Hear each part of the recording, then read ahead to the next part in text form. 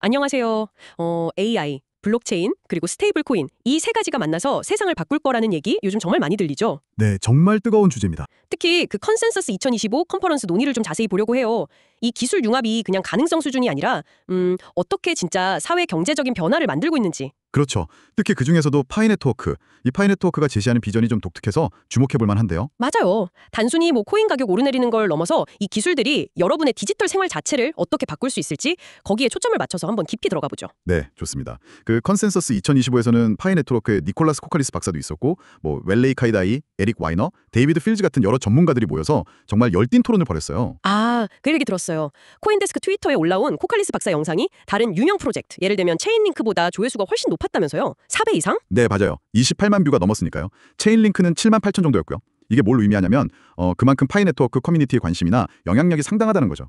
사람들이 뭔가 다른 걸 기대하고 있다는 신호일 수도 있고요. 그렇군요. 그 전문가들 사이에서도 AI 발전 속도에 대해선 의견이 좀 갈렸다고요. 네, 약간요. 코칼리스 박사는 이걸 초기 전기 기술에 비유했고, 또 필즈는 90년대 인터넷 같다고 했죠.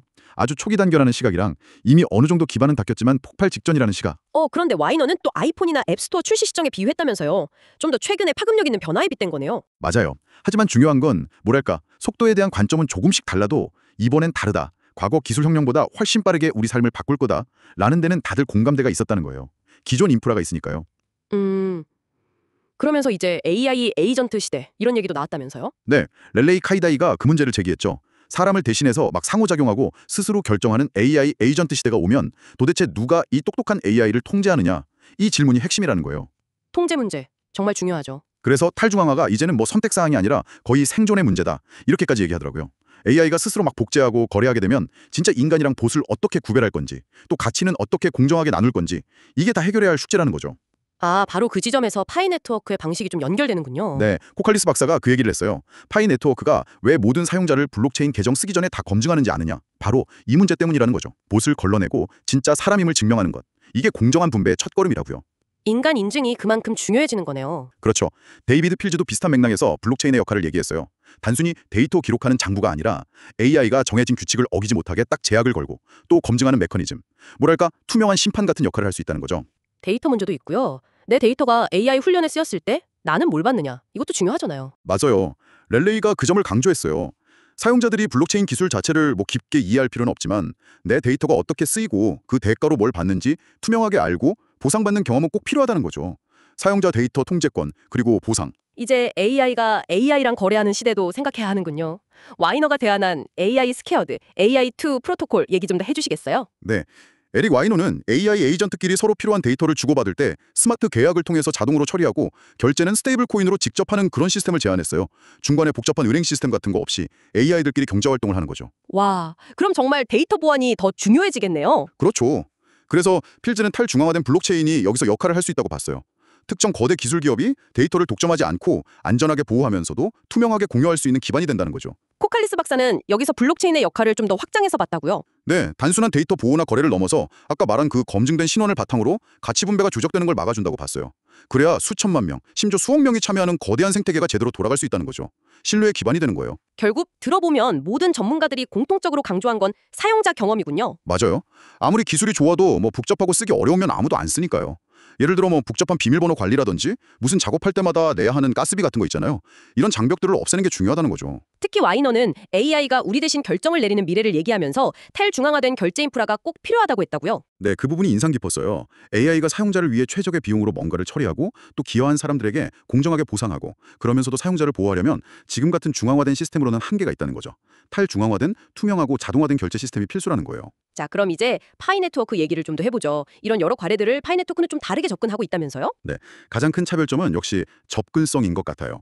다른 AI 프로젝트들은 뭐랄까 좀 기술 장벽이 높거나 비용이 들 수 있는데 파이는 스마트폰만 있으면 누구나 참여할 수 있게 문턱을 확 낮췄죠. 기술 소외 없이 누구나, 농부든 공장 노동자든. 맞습니다.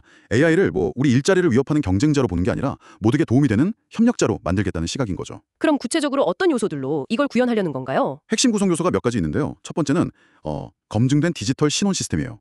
월드코인 같은 프로젝트랑 경쟁하는 분야인데 파이는 생체 데이터 같은 민감한 정보 없이 영지식 증명 같은 기술로 프라이버시를 지키면서 실제 사람임을 증명하는 방식을 추구해요.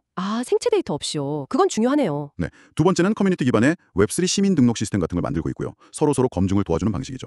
그리고 세 번째는 각자의 스마트폰이나 컴퓨터 같은 기기들이 유휴 자원을 공유해서 거대한 분산 컴퓨팅 네트워크를 만드는 걸 목표로 하고 있어요. 단순히 코인이 아니라 정말 인프라를 구축하려는 거네요. 그렇죠. 그 기반에는 데이터 소유권, 그걸로 수익을 얻을 권리, 내 신원을 내가 통제할 권리 같은 윤리적인 원칙들이 깔려 있어요. 이걸 기술공화국이라고 표현하기도 하더라고요. 그래서 ICO 같은 거 안 하고 조용히 사용자 모으고 생태계 만드는 데 집중해 온 거군요. 네, 과대 광고보다는 실제 사용 사례를 만드는 데 집중하는 모습이죠. 점진적으로 성장하는 전략을 택한 것 같아요. 미래에 대한 비전들도 좀 모아보면 재밌을 것 같은데요. 네, 코칼리스 박사는 결국 중요한 건 검증된 실제 사람들이 훌륭한 제품을 만드는 거라고 했어요. 그래야 가치가 확산된다는 거죠. 그리고 블록체인은 그 과정이 조작되지 않도록 막는 일종의 안전장치 역할을 한다고 봤고요. 필즈는 스테이블 코인이랑 AI가 만나면 국경 없는 자동화된 상거래 시대가 열릴 거라고 예측했죠. 네, 맞아요.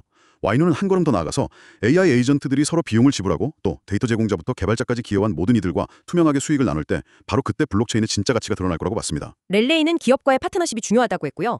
실제 사용자와 시스템이 통합되어야 지속 가능한 경제가 된다. 네, 결국 종합해보면 이 전문가들이 그리는 미래는 어떤 특정 기업이 주도하는 게 아니라 실제 인간들로 이루어진 커뮤니티, 그리고 투명하게 작동하는 AI 도구, 여기에 안정적인 탈중앙 결제 네트워크가 결합해서 만드는 좀 더 공평한 디지털 세상인 것 같아요.